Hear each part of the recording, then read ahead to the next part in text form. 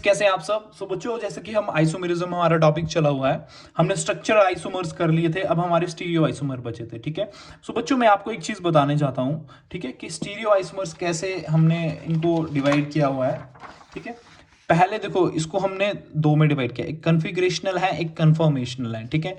अब कन्फर्मेशनल जो होंगे वो एक सिंगल बॉन्ड, कन्फर्मेशनल आइसोमर जो होंगे सिंगल बॉन्ड के थ्रू रोटेशन करेंगे, और कन्फिग्रेशनल जो होंगे डबल बॉन्ड के थ्रू करेंगे। ठीक है। तो कन्फिग्रेशनल को दो में बांट दिया है।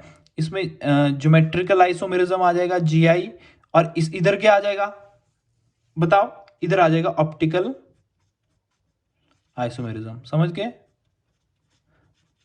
समझ गए ऑप्टिकल आइसोमेरिज्म आ जाएगा, और ये ज्योमेट्रिकल आइसोमेरिज्म आ जाएगा। ठीक है। GI आ जाएगा। ठीक है। ये डबल बॉन्ड्स पे ऑपरेट होता है, GI जो होता है। ठीक है। ऑप्टिकल आइसोमर, ऑप्टिकल मतलब लाइट, ये लाइट से डील करेगा। समझ गए। और कन्फर्मेशनल जो होगा ये क्या, इसको रोटामर्स भी बोलते हैं, ठीक है। ये सिग्मा बॉन्ड के थ्रू क्या रोटेशन होगी विद रिस्पेक्ट टू मॉलिक्यूल। समझ गए। तो चलो समझते हैं, आ जाओ। ये समझ गए ना आप क्या है। चलो, ये तो हमने पहले पढ़ लिया था। ठीक है। अब चलो कन्फर्मेशनल पे चलते हैं। ठीक है। कन्फर्मेशंस को क्या रोटामर्स भी बोला गया है। तो ये ऐसे आइसोमर्स हैं बच्चों जो फ्री रोटेशन करेंगे अक्रॉस किसके, सिग्मा बॉन्ड के। समझ गए। उनको हम रोटामर्स बोलेंगे। फॉर एग्जांपल देखो, इथेन का मॉलिक्यूल है। ठीक है। मैंने आपको बताया था कि न्यूमैन प्रोजेक्शन कैसे आती है। इस कार्बन को हम पहले ये लंबे वाला कर लेंगे। ठीक है। चलो मैं यहाँ पे बता ही देता हूँ, ऐसे, ये जो ब्लैक वाला, ठीक है। और ये पीछे वाला कार्बन जो है ये गोले से शो होगा। ठीक है। और इसके एच जो इसकी बैलेंसीज है वो इसके थ्रू पूरी करेंगे। ठीक है। तो बच्चों, ये ऐसा हो रहा है कि ये जो पीछे वाला जो सिग्मा बॉन्ड है ये क्या करेगा, ये कुछ एंगल्स पे देखो, अब इनफाइनाइट रोटेशन हो सकती है ना। अगर ये ऐसे जुड़ा है ना सिग्मा बॉन्ड के थ्रू, ये वाला मॉलिक्यूल और ये वाला मॉलिक्यूल एक बड़ा मॉलिक्यूल बना रहे हैं ना, तो ये वाला जो है और ये वाला जो है मॉलिक्यूल, ये एक सिंगल बॉन्ड के थ्रू जुड़ा हुआ है। ठीक है। तो हम इसको स्टेबल करके इसको घुमा सकते हैं कितने, फॉर एग्जाम्पल ऐसे मेरा हाथ है, देख लो ना। तो अब ये पीछे वाला क्या ऐसे ऐसे घूम सकता है, ये ऐसे स्टेबल ही रहेगा, और ये ऐसे ऐसे कितने एंगल्स पे घूम सकता है ना। अब ऐसे मत बोल देना कि सर 360 डिग्री पे घूम जाएगा, नहीं नहीं नहीं नहीं नहीं नहीं। अब पॉइंट में भी एंगल, जैसे ये दो मॉलिक्यूल्स है। ठीक है। अब देखो मैं नीचे वाले को कैसे घुमा सकता हूँ, बहुत ज्यादा एंगल है, बहुत ज्यादा एंगल है, इनफाइनाइट नंबर ऑफ एंगल्स है, इनफाइनाइट पॉइंट्स में भी एंगल जाएंगे ना, पॉइंट के पॉइंट्स में भी एंगल जाएंगे। तो हर को थोड़ी गिन सकते, तुम ऐसे घूमेगा तो ऐसे ही घुमाएंगे हम सिग्मा बॉन्ड के, क्या सिग्मा बॉन्ड के क्रॉस हम इनको ऐसे घुमाएंगे इन मॉलिक्यूल्स को। समझ गए। जब हम फ्री रोटेशन को कर रहे हैं, ठीक है, जब हम आइसोमर्स की फ्री रोटेशन कर रहे हैं अक्रॉस सिग्मा बॉन्ड, तो उसको क्या बोलते हैं, हम रोटामर्स बोलते हैं। तो फॉर एग्जांपल जैसे मीथेन है, तो ये समझ गए ना कैसे लिखा हुआ है, न्यूमैन प्रोजेक्शन मैंने समझाया हुआ, आप देखिए वहां पे जाके। तो ये पीछे वाला क्या कितने एंगल पे घूम रहा है, अगर मैंने इसको 60 पे घुमाया तो यहां पे आ गया। ठीक है। अगर और 60 पे घुमाऊंगा तो ऐसे आ जाएगा। ठीक है। तो ऐसे क्या होगा, इस पर्टिकुलर को अगर सात सात एंगल, सात सात ग्रुप्स लगे होंगे तो हम उसके क्या बोलेंगे, इक्लिप्स्ड। ठीक है। और अगर दूर दूर लगे होंगे तो क्या बोलेंगे, स्टैगर्ड। और अगर फिर पास आ गए तो इक्लिप्स्ड। तो बच्चों, अगर ग्रुप पास में आएंगे ना तो क्या स्टीरिक हिंड्रेंस बढ़ेगी। ठीक है। एक दूसरे को धक्का देंगे। ठीक है। अगर मोटे मोटे एक साथ बैठ जाएं तो एडजस्ट नहीं हो पाते ना। गाड़ी में सपोज कीजिए कि कोई गाड़ी में जा रहे हैं और पीछे वाली सीट पे कोई मोटे मोटे बैठ गए हैं, दो आदमी। ठीक है। तीन आदमी बैठ चुके हैं मोटे मोटे, कंपैरिजन तीन पतले और कंपैरिजन कीजिए तीन मोटे। तो ठीक है। तो एक दूसरे को वो धक्का देंगे ना, तो उसी का ये क्या एग्जाम्पल है। ठीक है। अगर यहाँ पे हमने ग्रुप बड़े बड़े लगा दिए तो आपस में क्या स्टेरिक रिपल्शन करेंगे। ठीक है। रिपल्शन रहेगी, ड्यू टू दैट क्या इसकी एनर्जी जो रहेगी वो हाई रहेगी। ठीक है। क्योंकि देखो, जब भी स्टेबिलिटी तभी आएगी जब तुम्हारी एनर्जी लो होगी। क्लासेस में भी आपका एग्जांपल होता है, जो बच्चा बहुत शरारत करता है ना उसकी एनर्जी बहुत ज्यादा होती है। समझ गए। और जो स्टेबल बैठा होता है ना चुपचाप शांत, उसकी एनर्जी थोड़ी लो रहती है। ठीक है। ये एक रूल है। ठीक समझ गए। अगर एनर्जी ज्यादा है तो वो मॉलिक्यूल अनस्टेबल रहेगा। ठीक है। ठीक है। और अगर स्टैगर्ड है, मतलब इधर कोई रिपल्शन नहीं हो रही, मॉलिक्यूल दूर दूर है, ठीक है, अपना अपने बैठे हुए हैं, ठीक है, तो ये क्या स्टेबल रहेगा कंपैरिजन इक्लिप्स के। ठीक है। ये पोटेंशियल एनर्जी डायग्राम है जिसमें हम बता पा रहे हैं कि देखिए, पहले एनर्जी क्या थी, इक्लिप्स की हाई होगी, ठीक है, ज्यादा थी, फिर क्या हो गया, फिर स्टैगर्ड आ गई। ठीक है। फिर क्या हुई, एनर्जी बढ़ गई, फिर इक्लिप्स आ गई, फिर क्या हो जाएगा, स्टैगर्ड आ जाएगी, फिर क्या हो जाएगा, इक्लिप्स। ऐसे ही चलता रहेगा रोटेशन। जब हम इसको 60 में घुमाएंगे तो फिर वही स्टैगर्ड आ जाएगी। ठीक है। फिर इक्लिप्स आ जाएगी, फिर स्टैगर्ड आ जाएगी, फिर इक्लिप्स आ जाएगी, ठीक है, समझ गए। अब बच्चों आपको पता होना चाहिए कि ये जो एंगल से घुमा रहे हैं इसको क्या हम बोलते हैं, डाइहेड्रल एंगल्स, ठीक है। जब ये वाला पर्टिकुलर, सपोज कीजिए ये वाला CH3 है और ये पीछे वाला CH3 है, इन दोनों के बीच में जो है बॉन्ड लगा है ना, इस बॉन्ड है ना एक सिंगल बॉन्ड, तो इस बॉन्ड को क्या, इस बॉन्ड के बीच में जो एंगल है, सॉरी इन दो मॉलिक्यूल्स के बीच में जो एंगल है उसी को क्या, डाइहेड्रल एंगल बोलते हैं। देखो, angle between two different plane is called dihedral. Plane क्या आ गया, ये प्लेन आ गया ना इन दोनों का, ठीक है, इसका और इसका प्लेन, ठीक है। तो इसके बीच में जो एंगल होगा, जब मैं न्यूमैन प्रोजेक्शन बना रहा हूं, देखो है ना, तो न्यूमैन प्रोजेक्शन में ये आगे वाला ये आ जा रहा है और पीछे वाला कार्बन ही आ रहा है, तो इनके बीच में जो सिंगल बॉन्ड है और जो बीच में गैप आ रहा है उस एंगल को ही हमने क्या, डाइहेड्रल एंगल बोला हुआ है। समझ गए, समझ गए ना बच्चों क्या बोलना चाह रहा है। इन दोनों के बीच में ऐसे दिखोगे न्यूमैन प्रोजेक्शन में, तब समझ आएगा कि डाइहेड्रल एंगल क्या होता है, ठीक है। तो इसमें क्या था, पहले डाइहेड्रल एंगल 0, ठीक है, फिर क्या हो गया 60, फिर क्या हो गया 0, घुमा अलग रहे हैं, पर इन दोनों के बीच में एंगल कितना बन रहा है, इधर 0 ही है ना। जब इनका कंपैरिजन कर रहे हैं तो 60 बन जा रहा, क्योंकि दूर दूर जा रहे 60 डिग्री पे घूम रहे हैं, 60 डिग्री पे घूम रहे हैं। जब ये फिर नजदीक आ गए तो क्या हो गया, फिर एंगल 0 चला गया। समझ गए, समझ गए ना। चलो अब बच्चों मैं कन्फॉर्मेशंस ऑफ ब्यूटेन बताना जा रहा हूं आपको, ठीक है। अब बच्चों आपने क्या करना है, आप कैसे समझेंगे कन्फॉर्मेशंस ऑफ ब्यूटेन। कन्फॉर्मेशंस में कन्फॉर्मेशनल आइसोमर में आपने सिग्मा बॉन्ड के अक्रॉस ही क्या रोटेशन करनी है। तो आपने क्या करना है, इस मॉलिक्यूल को और इस मॉलिक्यूल को क्या करना है, इसको कार्बन मान लेना है। ये वाला आगे वाला कार्बन होगा, ये वाला जो मैंने ये किया, तो इसमें क्या CH इसका आ जाएगा और CH3 ऊपर चला जाएगा, और ये पीछे वाला गोला जो है इसका कार्बन 2 हाइड्रोजन और CH3। अब इसके अकॉर्डिंग ही हमें क्या करना है, रोटेट करना है, ठीक है। सिग्मा बॉन्ड के थ्रू ही रोटेशन करनी है। जब हमने 60 डिग्री घुमाया तो कितना बन गया, तो हमारे पास ये आ गई, ठीक है। फिर मैं 60 घुमाऊंगा तो यहाँ पे आ जाएगा ये, ठीक है। फिर मैं 60 घुमाऊंगा तो यहाँ पे आ गया, फिर मैंने 60 घुमाया तो ये इधर आ गया। समझ गए, मैं आपको करके बता सकता हूँ, ठीक है। इसको समझना, क्वेश्चन को समझ गए। सपोज किसके हमारे पास CH3 CH2 CH2 CH3 था, ठीक है। इन कार्बन्स के विद रिस्पेक्ट हम ये बनाएंगे। तो सबसे पहले क्या करना है, हमने न्यूमैन प्रोजेक्शन के लिए ऐसे बना लेना है। तो जब मैंने ये वाला कार्बन ले लिया तो इसके हाइड्रोजन आ गए और इसका CH3 आ गया। समझ गए। अब मैं दूसरे पेन से बना रहा हूँ इसको, इस वाले कार्बन को, ठीक है। अगर मैंने इसका ले लिया, ये कार्बन को मैंने ऐसे ड्रॉ कर लिया, तो इसका मैंने क्या 2 हाइड्रोजन ले लिए, तो मैंने ऐसे ले लिया था हाइड्रोजन हाइड्रोजन और एक CH3। तो बच्चों ये कौन सी फॉर्म है, इक्लिप्स है। क्यों, क्योंकि इसका एंगल जो है वो 0 डिग्री है, मोस्ट अनस्टेबल फॉर्म है। जब मैं इसमें एंगल 60 डिग्री से रोटेट करूंगा तो कैसे आएगा ये। तो सबसे पहले आपने क्या करना है, पहले सबसे पहले आप ये बना लेना, ठीक है, ऐसे, फिर ऐसे। देखो आगे वाला तो ये रोटेट करेगा नहीं, तो इसको सबसे पहले आपने ऐसे लिख लेना है। अगर मैंने इसको 60 घुमाया तो ये CH3 यहाँ पे आ गया, ठीक है, ये वाला H यहाँ चला गया और ये वाला H यहाँ पे आ गया। समझ गए। अब मैं इसको फिर 60 से रोटेट करूंगा। समझ गए। मैं इसका नाम बताऊंगा पर्टिकुलर का क्या नाम है, ठीक है। तो मैंने सबसे पहले ये आपने बना लेना है, ठीक है। फिर करना है आपने गोला जो लगाना है ना, ये बाद में लगाना, पहले ये जो स्टेबल मॉलिक्यूल है उसको लिख लो पहले, ठीक है। अब इसके बाद मैंने 60 किया तो CH3 यहाँ आ गया, H यहाँ आ गया और ये इधर आ गया, ये इधर आ गया और ये H इधर चला गया। समझ गए। अब मैं जब इसको फिर 60 डिग्री से घुमाऊंगा तो जो स्टेबल है उसको लिख लो, CH3 H और ये पीछे वाला कार्बन, तो CH3 इधर आ जाएगा, H इधर चला जाएगा और H इधर चला जाएगा, ठीक है। अगर फिर रोटेशन करूंगा तो फिर कौन सी पोजीशन आ जाएगी बताओ, फिर इधर आ जाएगा CH3, फिर ये यहाँ पे चला जाएगा, फिर यहाँ पे चला जाएगा। पर मेरे को इतनी ही कंडीशन समझनी है इसकी, ठीक है। तो इसको क्या बोलेंगे हम, इक्लिप्स फॉर्म बोलेंगे। समझ गए। इसको क्या बोलेंगे हम बताओ, इसको क्या बोलेंगे, इसको गॉच बोलेंगे, इसको गॉच फॉर्म बोलेंगे। इसको क्या, ये भी पार्शियली इक्लिप्स्ड ही बोलेंगे इसको भी आप पार्शियली इक्लिप्स्ड बोल सकते हो, ठीक है, पार्शियली इक्लिप्स्ड। और ये क्या आ जाएगी, एंटी फॉर्म आ जाएगी, ठीक है। तो बच्चों गॉच और एंटी में आप बताइए ज्यादा स्टेबल कौन होनी चाहिए।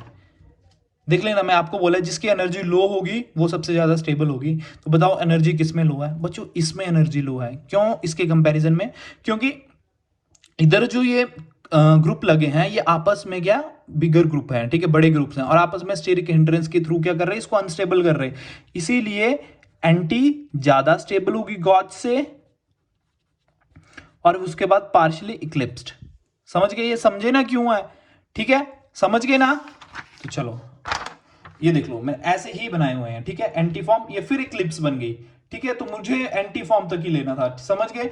और ये देखिए पोटेंशियल एनर्जी डायग्राम जो है, जब 0 डिग्री पे था तो इक्लिप्स थी, फिर नीचे आया तो क्या गॉच आ गई, तो एनर्जी डाउन हुई ना तो स्टेबल हुआ, फिर पार्शियल इक्लिप्स, फिर एंटी आ गई, ठीक है, फिर एंटी से पार्शियल इक्लिप्स्ड बन जाएगी, फिर गॉच आ जाएगी, फिर वैसे चलेगा, फिर सर्कल चल पड़ेगा, ठीक है, समझ गए ना। तो चलो ये तो हो गया आपका, समझ गए ना, ये हो गया।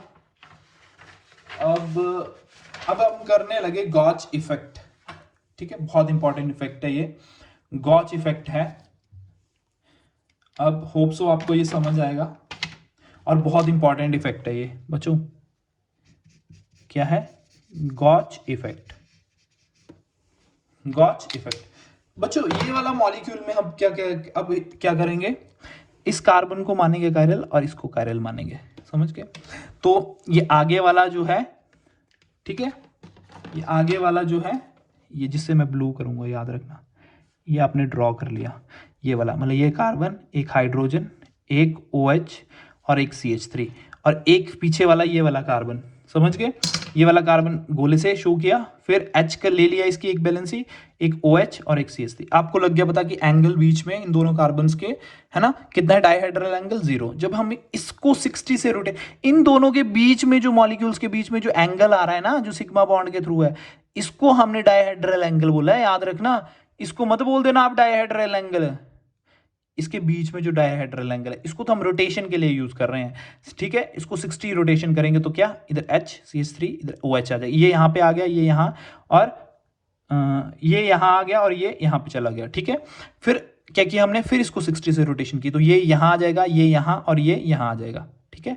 ये यहाँ पे आ गया, ये यहाँ पे आ गया और ये यहाँ पे आ गया, ठीक है। फिर हमने 60 रोटेशन की तो ये दूर दूर चले गए सारे, समझ गए, ठीक है। तो बच्चों अब क्या है, आपके अकॉर्डिंग क्या है, अब मेरे को बताइए, अब कौन स्टेबल होना चाहिए, बताओ जल्दी, बताओ बताओ, शाबाश जल्दी बताओ। आप बोलोगे एज पर प्रीवियस नॉलेज कि एंटी ज्यादा स्टेबल होना चाहिए गॉच से, पर इस गॉच इफेक्ट में गॉच ज्यादा स्टेबल होगा इस पर्टिकुलर कंपाउंड को लेके। क्यों? क्योंकि बच्चों यहाँ पे इंट्रामोलिकुलर हाइड्रोजन बॉन्डिंग हो जाएगी due to stability, due to intra molecular hydrogen bonding. ये ऑक्सीजन जो है इसके हाइड्रोजन के साथ क्या कर लेगा, इंट्रामोलिकुलर हाइड्रोजन बॉन्डिंग कर लेगा। और ये सब का ताम झाम जो हो रहा है, क्यों हो रहा है, हर मॉलिक्यूल स्टेबिलिटी के पीछे ही भाग रहा है।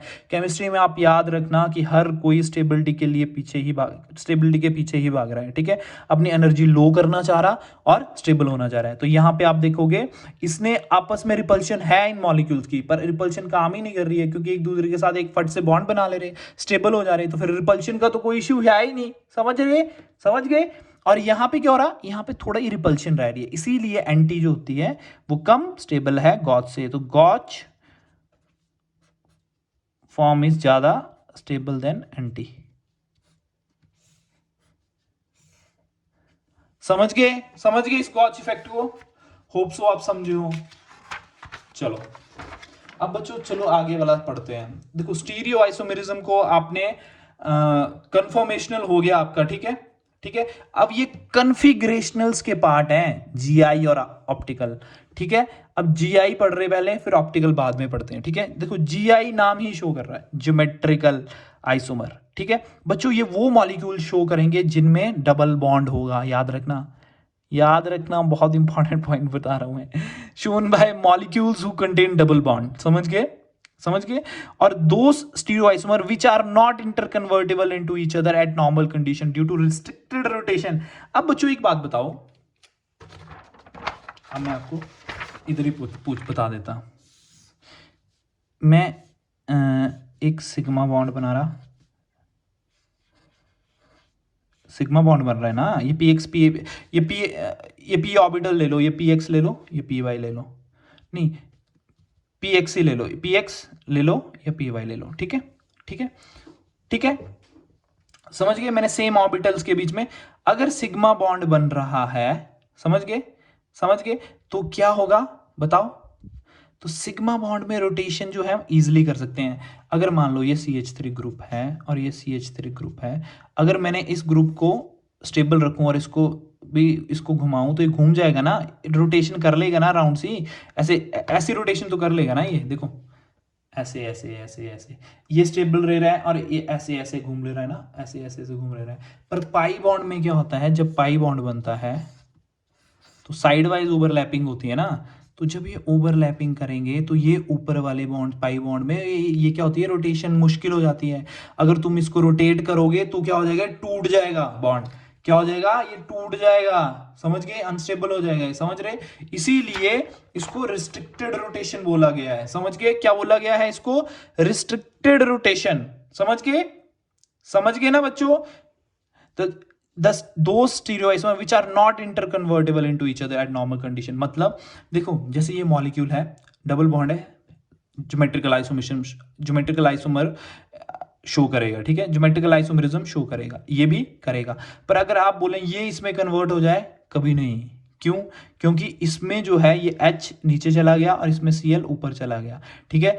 इसके विद रिस्पेक्ट पाई बॉन्ड के ये रोटेशन ही पॉसिबल नहीं है, टूट जाएगा पाई बॉन्ड, ठीक है। तो इसीलिए हम क्या करते हैं, इनको शो करने के लिए अब क्या करते हैं, हम एक सिस फॉर्म और ट्रांसफॉर्म बना देते हैं। तो सिस आइसोमर्स क्या होते हैं, जिनमें ग्रुप सेम साइड होंगे, ठीक है, तो क्या होंगे वो सिस, और ट्रांस में क्या होंगे, अगर वो डिफरेंट पोजीशन पे चले गए एक दूसरे के तो क्या वो ट्रांसफॉर्म कहलाएंगे, समझ गए। देखो इसको भी हमने क्या बोला है, सिस, समझ गए। अब बच्चों हर मॉलिक्यूल्स को सिस और ट्रांस में इस नॉमेनक्लेचर में बता पाना मुश्किल था, क्योंकि बताओ क्यों, अब बताओ इसको कैसे शो करेंगे बताओ, ठीक है। तो इतने बड़े मॉलिक्यूल को हम सिस और ट्रांस में नहीं बता पा रहे थे, ठीक है, क्योंकि इसमें तो सारे अलग चले हुए हैं, ठीक है। इसमें चलो दो, अगर पर्टिकुलर कार्बन में दो मॉलिक्यूल्स सेम है तो हम बता पा रहे थे, ठीक है। पर इसमें जो तो सारे ही ग्रुप्स डिफरेंट चले गए, तो इसमें सिस ट्रांस बता पाना बहुत मुश्किल था। तो हमने क्या किया, एक EZ नॉमेनक्लेचर लाए, ठीक है, क्या लाए, EZ। तो इसका एक कुछ रूल थे, CIP रूल, मतलब कैन, इनगोल्ड एंड प्रीलॉग ने रूल दिया था, ठीक है। तो E जो था वो डिफरेंट को था, और देखो E कब आएगा, जब डिफरेंट ग्रुप्स लगे होंगे, और Z कब आएगा, जब सेम होंगे, ठीक है। अब ये किस बेस पे है, एटॉमिक नंबर पे, ठीक है। अगर एटॉमिक नंबर एक साइड, नीचे वाली साइड बराबर आ गया ना, तो सेम आ जाएगा, तो Z आ जाएगा। अगर इधर 1 और 2 आ जाता तो डिफरेंट। देखो अगर मैंने एटॉमिक बेस पे नंबरिंग दी है, अभी इस कार्बन को देखना है, इस पर्टिकुलर कार्बन पे अब तुमने atomic mass, sorry atomic number का जो कंपैरिजन करना है वो कार्बन के साथ जो लगे होंगे ना ग्रुप 2, उन्हीं के बीच में करना है। जैसे इस कार्बन के इन दोनों के बीच में कंपैरिजन होगा, इन दोनों में बड़ा कौन, ब्रोमीन, एटॉमिक नंबर इसका बड़ा ना, तो 1 इधर दे दिया, इन दोनों में कौन, 1 ये। तो इस बेस पे आप E जो डिफरेंट पे कर लेना, और Z जो है सेम पे आएगा, ठीक है। जैसे Z क्यों आया, क्योंकि सेम पोजीशन पे थे, ठीक है, सेम साइड थे, ठीक है। और यहाँ पे E क्यों आया, क्योंकि डिफरेंट साइड पे हैं ग्रुप, जो सेम है वो डिफरेंट साइड पे हैं, समझ गए ना। चलो अब बच्चों ऑप्टिकल आइसोमर आप जैसे कि पहचान ही पा रहे हैं, ऑप्टिकल क्या होता है कि लाइट से रिलेटेड है ये, ठीक है। ऑप्टिकल मतलब ऑप्टिक्स को लेके ना, जैसे ऑप्टिक्स पढ़ते थे ना हम, तो लाइट को ही फिजिक्स में करते ना, कोई लाइट आ रही है फिर हम उसको लेंस पे गिराते थे, तो ये लाइट से रिलेटेड है। तो इस आइसोमर में क्या करेंगे, इस आइसोमरिज्म में क्या करेंगे, देखो बच्चों हम इसमें देखेंगे कि कंपाउंड ऑप्टिकल एक्टिव है, क्यों है, कैसे है, ठीक है, क्या रीजन है उसके, ठीक है। तो एक्सपेरिमेंटली हम क्या करते थे, अगर हमने पता लगाना होता था कि ऑप्टिकल एक्टिव है या नहीं है, तो हम एक सोर्स लाइट लेते थे, ठीक है, अनपोलराइज्ड लाइट, ठीक है। उसको किसके थ्रू पास करवाते थे, निकोल प्रिज्म के साथ, ठीक है। ये एक्सपेरिमेंटल था पहले, ठीक है। फिर उसके क्या, निकोल प्रिज्म क्या करता था, उसके प्लेन पोलराइज्ड लाइट बना देता, एक मतलब एक पर्टिकुलर डायरेक्शन में, यहाँ हर डायरेक्शन में है ना लाइट एक पर्टिकुलर डायरेक्शन में हमें लाइट दे देता था। फिर हम क्या करते थे, जिस मॉलिक्यूल को हमने पता लगाना होता था कि वो ऑप्टिकल एक्टिव है या नहीं, उसको डालते थे और उसके थ्रू हम पीपीएल पास करते थे। तो हमारे पास 3 कंडीशन आती थी। अगर उसने उसको डिफ्लेक्ट कर दिया लाइट्स को, ठीक है, तो राइट साइड को कर सकता है और लेफ्ट साइड को कर सकता है। देखो, अगर लाइट जो है लेफ्ट साइड राइट साइड को हुई तो उसको हम डेक्स्ट्रो बोल दिया, अगर लेफ्ट साइड को हुई तो लीवो बोल दिया, और अगर कुछ भी नहीं हुआ तो स्ट्रेट ही रही। ठीक है, 3 कंडीशन हो सकती थी ना, कि इस साइड को घुमा दिया, इस साइड को घुमा दिया, या कुछ नहीं रिएक्शन हुई।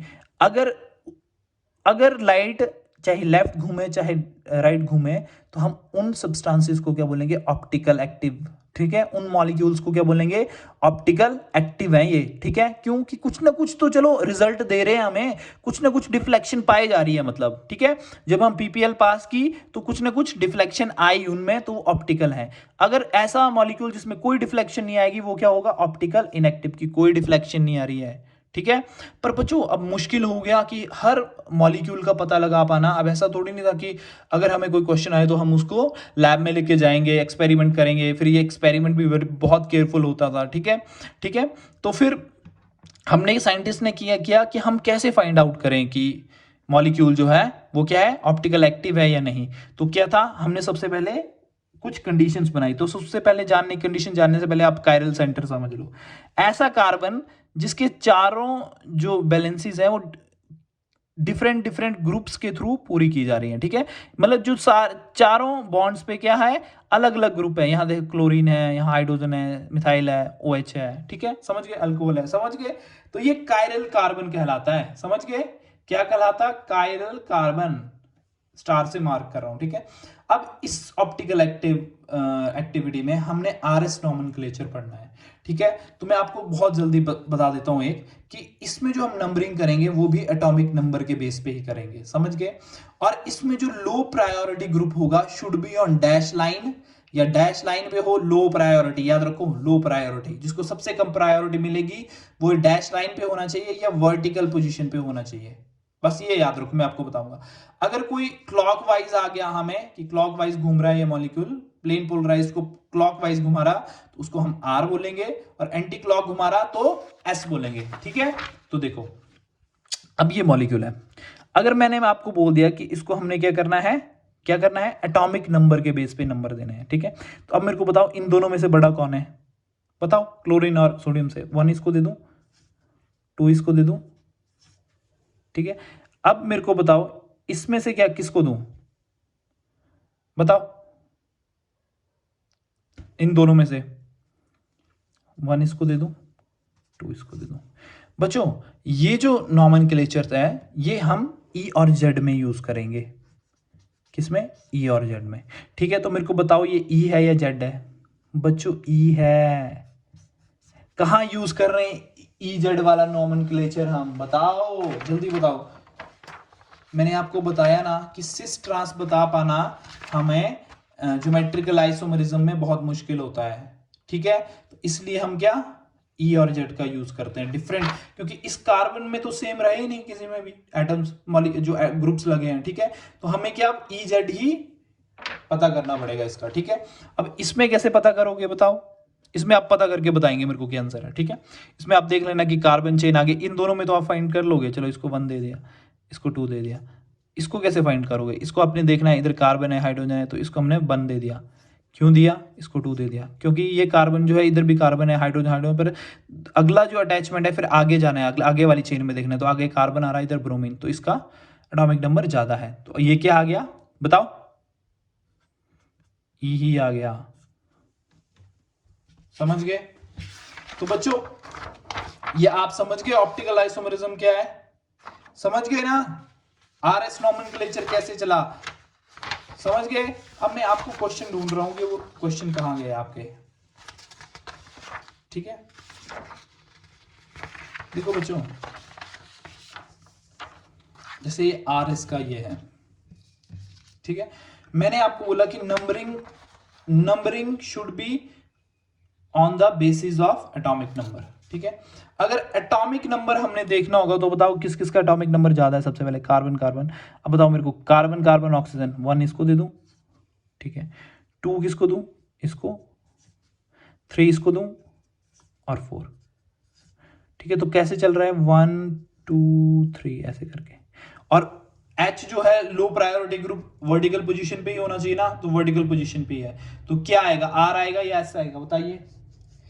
R जो है वो क्लॉकवाइज के लिए है और S जो है एंटी क्लॉकवाइज के लिए, तो S आएगा। घड़ी ऐसे थोड़ी नहीं चलती, ऐसे चलती है ना घड़ी, समझ गए।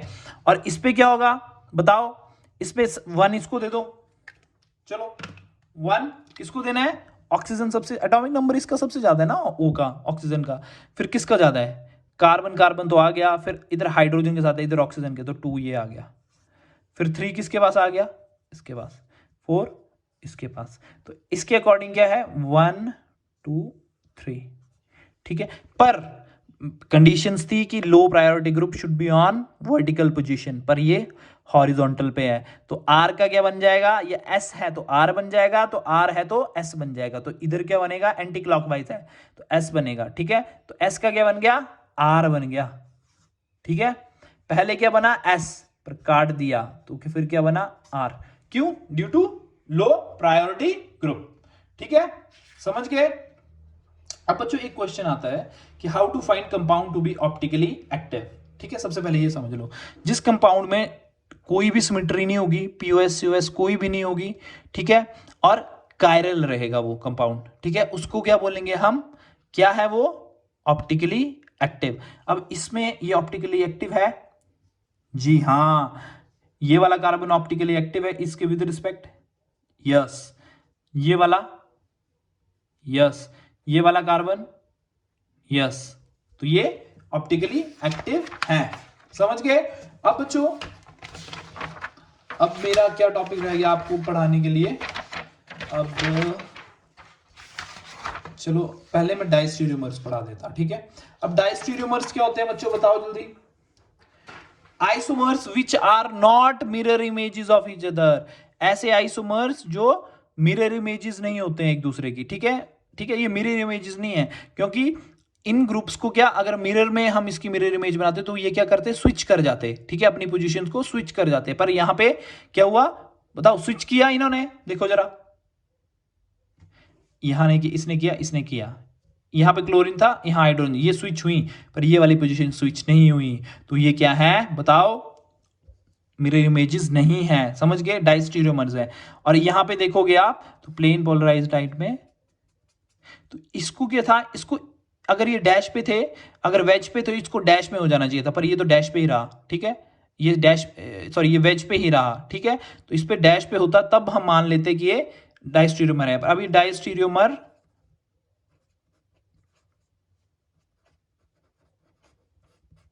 नहीं है एक दूसरे के, समझ गए, समझ गए।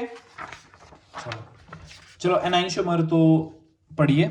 देखो एनाइंशोमर क्या है, ये optical isomer, optical active isomers हैं विच आर, अब मैंने आपको बताया कि ऑप्टिकल एक्टिविटी कैसे फाइंड करते हैं, या कायरल होना चाहिए या पीओएस सीओएस नहीं होनी चाहिए। ठीक है, optical active isomer which are non superimposable, मतलब मिरर इमेजेस होंगी, इंटरचेंज हुए, पर जब हम इसको उठा के यहां रखेंगे तो वो नॉन सुपर इम्पोजेबल होगा, तो उन इमेजेस को हम क्या बोलते हैं, एनाइंशोमर्स। ऐसे आइसोमर्स जो ऑप्टिकल एक्टिव होंगे और नॉन सुपर इम्पोजेबल इमेजेस होंगी। ठीक है, और इनकी फिजिकल केमिकल प्रॉपर्टीज एनाइंशोमर्स की जो है ना, तो क्या कैसे पता लगता है कि ये पीपीएल को ना डिफरेंट डायरेक्शन में रोटेट करते हैं। अब आप कैसे समझोगे पीपीएल, कैसे लगेगा पता कि, अब मैंने आपको बोला कि ऑप्टिकल एक्टिव है, कैसे पता लगा बताइए।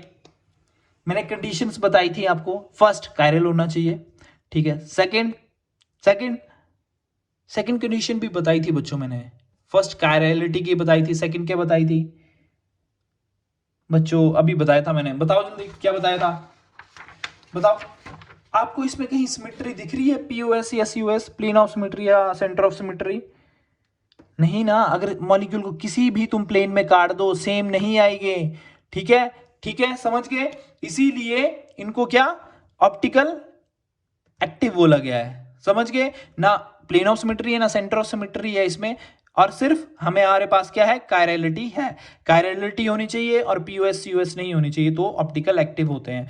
और क्या रीजन है इसका एनाइंशोमर का, कि क्या कर सकते हैं, ये ऑप्टिकल एक्टिव है, ये प्लेन पोलराइज्ड लाइट को क्या करते हैं, ये अगर ये लेफ्ट में घुमा रहा तो ये राइट में घुमाएगा, ऑब्वियस सी बात है, क्योंकि ये मिरर इमेजेस है, तो ये अगर ये इस डायरेक्शन में घुमाएगी तो ये उल्टी घुमाएगी, ठीक है। और रेसमिक मिक्सचर क्यों बनता है, क्योंकि इसमें 15% आर होता है और 50% ही एस होता है, ठीक है, समझ गए। ये देख लीजिए, देखो ये मिरर इमेजेस बनी है, इसकी मिरर इमेज है या नहीं है बताओ, एनाइंशोमर है ये या नहीं है बताओ,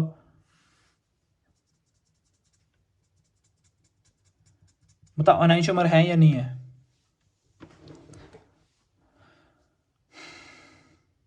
देखो मिरर इमेज तो बन रही है इसकी, ठीक है, तो नॉन सुपर इम्पोजेबल भी हो जाएंगे, समझ गए, तो एनाइंशोमर है ये, समझ गए ना बच्चों, समझ गए। अब इसका एनाइंशोमर बना के बताएंगे, क्या करेगा, ये पोजीशन स्विच हो जाएंगी एक दूसरे से, समझ गए ना बच्चों। तो चलो आगे आ गया मेसो कंपाउंड्स, बहुत इंपॉर्टेंट है। मेसो कंपाउंड्स क्या होते हैं, ऐसे कंपाउंड्स जिनमें एटलीस्ट 2 कायरल कार्बन होंगे, ठीक है, और पीओएस और सीओएस होगी। अगर पीओएस और सीओएस है तो ऑप्टिकल इनएक्टिव होंगे ना, हाँ ठीक है। ऑप्टिकल एक्टिविटी की, ऑप्टिकल एक्टिव सब्सटेंसेस को पहचानने के लिए, मॉलिक्यूल्स को पहचानने के लिए कंडीशन याद रखना, फिर तुम कर लोगे, ठीक है। तो ये ऑप्टिकल इनएक्टिव भी होंगे, ठीक है, देखो ऑप्टिकल इनएक्टिव भी होंगे क्योंकि पीओएस और सीओएस होगी, और 2 कायरल कार्बन होंगे, और सुपर इंपोजेबल मिरर इमेजेस होंगी, मतलब जो मिरर इमेज बनेगी उसको हम सुपर इंपोज कर पाएंगे, समझ गए। मिरर इमेज तो ऐसी बनेगी, पर ऐसे मॉलिक्यूल होंगे जिनको सुपर इंपोज कर पाएंगे हम, समझ गए। अगर मैंने इनको सुपर इंपोज करना हो तो देखो कैसे, अगर मैं इधर OH लगा दूं ना, और यहाँ पे भी OH लगा दूं, ठीक है, तो अच्छा एक बात बताओ, तो फिर ये कायरल बन पाएगा, बताओ, नहीं ना। कायरलिटी से मेरे को क्या लेना देना है बच्चों, बताओ मेरे को कायरलिटी से कुछ लेना देना है या नहीं, नहीं है, कायरलिटी मुझे नहीं चाहिए यहां पे, ठीक है, क्योंकि पीओएस सीओएस है तो गलत बता दिया। अब मेरे को आप बताओ, अगर मुझे कायरलिटी नहीं चाहिए तो कायरल कार्बन कैसे लाऊंगा मैं, ये मैंने ठीक लिखा, गलत किया, ये गलत है, यहां पे हाइड्रोजन हाइड्रोजन ही होगा, यहां पे हाइड्रोजन हाइड्रोजन ही होगा, समझ गए। कंपाउंड एटलीस्ट 2 कायरल कार्बन तभी कहलाएगा जब सारे जो इसके ग्रुप्स हैं वो डिफरेंट होंगे। अगर मैंने OH लगा दिया तो कायरल कहां बचा ये, ठीक है, पर इसमें POS और COS होगी, जब इसको बीच में से काटूंगा तो प्लेन ऑफ सिमेट्री दिख जाएगी, और जब भी इसको मैं काटूंगा तो प्लेन ऑफ सिमेट्री दिख जाएगी, ठीक है। और इनएक्टिव क्यों बोल रहे, क्योंकि इसमें POS भी है और COS भी है, ठीक है। और जब इन कंपाउंड्स को मैं किसी सॉल्यूशन में डालूंगा, ठीक है, तो ये वाला कायरल कार्बन जो है, ये क्या प्लेन पोलराइज्ड को अगर राइट साइड में घुमा रहा है तो नीचे वाला लेफ्ट में घुमा देगा, जिससे ये जो है इनकी रोटेशन फर्स्ट हाफ और सेकंड हाफ की क्या हो जाएगी, कैंसिल हो जाएगी, समझ गए ना क्या बोलना चाह रहा हूं मैं। देखो बच्चों, कंपाउंड्स का ये समझो आप क्या है, कि ऑप्टिकल एक्टिव क्यों बोल रहा मैं, इनएक्टिव क्यों बोल रहा हूं इसको, due to the internal compensation the rotation of first half is cancelled by rotation of second. कैसे, अगर एक कायरल कार्बन है, इसको मैंने डाल दिया तो प्लेन ऑफ सिमेट्री तो है इसमें, ठीक है, तो ये ऊपर वाला जो है कायरल कार्बन, ये क्या करेगा, प्लेन पोलराइज्ड लाइट को अलग डायरेक्शन में कर घुमाएगा, और ये अलग में, जिससे ये कैंसिल हो जाएंगी रोटेशंस, और हमारे पास क्या आ जाएगा, मॉलिक्यूल इनएक्टिव, समझ गए। अब मेरे को ये बताओ, ये मेसो कंपाउंड है या नहीं है। देखो बच्चों, अगर मैंने ड्रॉ करना हो तो मैं इसको Br और H लगा सकता, Br और H लिख सकता ना ऐसे, अगर ऐसे लिख लो बच्चों, ऐसे लिख लो, Br है और H है, Br है और H है। अगर आप इसको बीच से काटोगे ना तो कायरल कार्बन तो दिख गया आपको, HBr, और इधर कार्बन और इधर अलग ग्रुप लगा तो कायरल है। अब मेरे को बताओ POS COS है, हाँ प्लेन ऑफ सिमेट्री है, अगर बीच में से काटेंगे तो सेम लगेंगे, तो मतलब मेसो है, ये है, देखो Br ऐसे लिख लिया, H ऐसे लिख लिया, अब डैश में तो उल्टी डायरेक्शन में होगा। अब मेरे को बताओ, इसमें ये कायरल है, डन, कायरल है, ये भी कायरल है, ये भी कायरल है, POS COS है, गलत, कहाँ है पीओएस बताओ। जब मैं इसको बीच में से काट रहा हूं तो ये तो एच ऊपर आ रहा है, तो बी आ रहा है ऊपर, तो मेजो नहीं है। समझ गए? समझ गए? So that's it for today. Thank you so much, bye bye, take care. अगर कोई भी कंफ्यूजन है इस टॉपिक को रिलेटेड तो आप ध्यान से समझिएगा। समझ गए? और इधर कंफ्यूज नहीं होना है। समझ गए? जैसे मैंने इधर ग्रुप चेंज कर दिए इसको देख के, तो आपने सोचा होगा कि सर ने तो ठीक कर दिया, पर गलत था वो। कभी भी नहीं होगा, क्योंकि मेसो कंपाउंड्स वो होंगे जिनके पास एटलीस्ट 2 कायरल कार्बन होगा। ठीक है? अब ऐसा मत बोलना सर कि अगर हम इसको उठा रहे हैं तो वो सुपर इंपोज कर ही नहीं रहा है। बच्चों, इसको जो इस कंपाउंड की जो प्रॉपर्टी है वो हम जब एक्सपेरिमेंट कर रहे हैं तब उस बेस पे बताई गई है। समझ गए? अब ऐसे मत इसको उठा के ऐसे रख देना। ठीक है? ये इस साइड टर्न होके ही रखा जाएगा। समझ गए? तब इसको सुपर इंपोजेबल इमेजेस बोल रहे हैं। समझ गए? समझ गए ना? So thank you so much, bye bye, take care.